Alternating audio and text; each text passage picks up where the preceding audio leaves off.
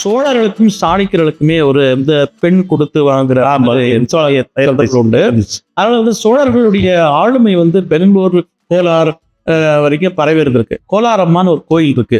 அந்த கோயில்ல போனீங்கன்னா இன்னைக்கும் தமிழ் கல்வெட்டுகளை பார்க்கலாம்.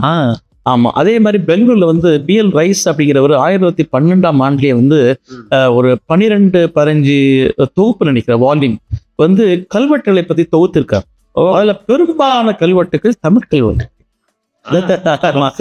950 கிபி 950 காலகட்டத்திலேயே வந்து தொம்லூர் அப்படிங்கிற ஒரு கோயில்ல வந்து சோழர்கள் என்ன கோயில், எதுன கோயில், என்ன சாமிக்கு சோமேஸ்வரன் கோயில் இருக்கு, எல்லாம் ஈசன் சிவன் கோயில், விஷ்ணு கோயில்களும் இருக்கு. எல்லா கோயில்கள் என்ன கல்வெட்டுல இந்த தானம் கொடுத்தது யாரு நம்ம தஞ்சாவூர்ல இருக்கிற